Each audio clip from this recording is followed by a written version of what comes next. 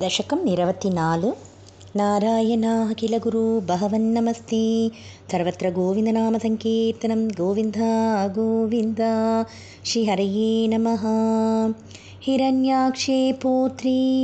प्रवरवपुषा देवभवता हते शोकक्रोध क्लिपितकृतिरेतस्य सहजः हिरण्यप्रारम्भ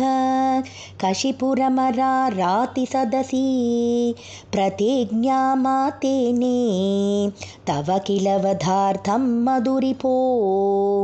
विधातारं घोरं सकलु तपसित्वा नचिरतस् पुरः साक्षात् कुर्वन् सुरनरमृगात्यै रणिधनं वरं लब्ध्वा धृप्तो जगदिह भवन्नायकमिदं परेक्षुन्धन्निन्द्रात् हरतदिवं त्वामगनयन् निहन्तुं त्वां भूयस् तव पदमवाप्तस्य चरिपो बहिर्दृष्टेरन्तर्दधितहृदये सूक्ष्मवपुषा न धन्नुच्चैस्तत्र यकिल भुवनान्ते च मृगयन् धियायातं मत्वा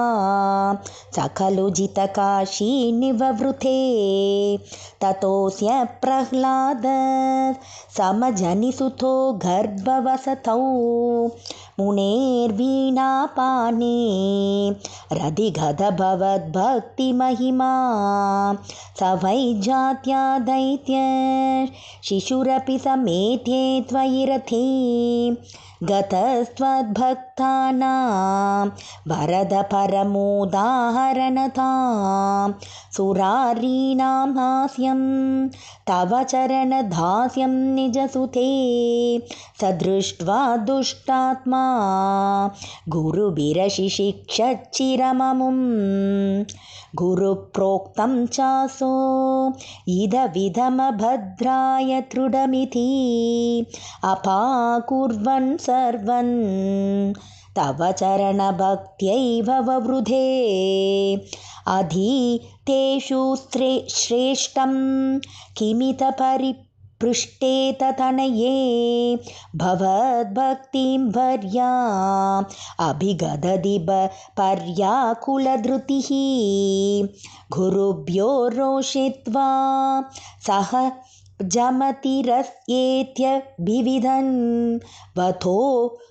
पायानस्मिन् व्यतनुत भवत् पादशरणे सशूलैरावेद्द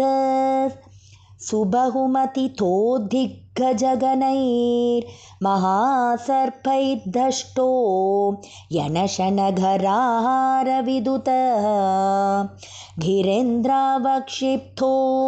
यः परमात्मन्नयि विभो त्वयि न्यस्तात्मत्वात् किमपि न निबीढाम भजथ ततश्चङ्काविष्ट स पुनरतिदुष्टोऽस्य जनको गुरुक्त्या दद्गेः किल वरुण पाशैस्तमरुण गुरोच्चासन्निध्ये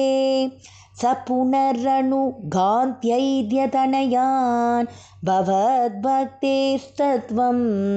परमपि विज्ञानमशिषत् पिता शृण्वन् बाल प्रकरमखिलं त्वत्स्तुतिपरं रुषान्दः प्राहैनं कुलहतकस्ते बलमिति बलं मे वैकुण्ठ तव च जगतां चापि सबलं स एव त्रैलोक्यं सकलमिति धीरोऽयमगधीत् अरे क्वासौ सकलजगदात्मारिरिति प्रभिन्ते स्म स्तम्भं चलितकरवालो दितिसुतः अतः पश्चाद्विष्णु न हि वदितुमीशोऽस्मि सहसा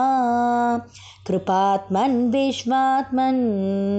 पवनपुरवासिन् मृडय माम्। सर्वत्र गोविन्दनामसङ्कीर्तनं गोविन्द गोविन्द।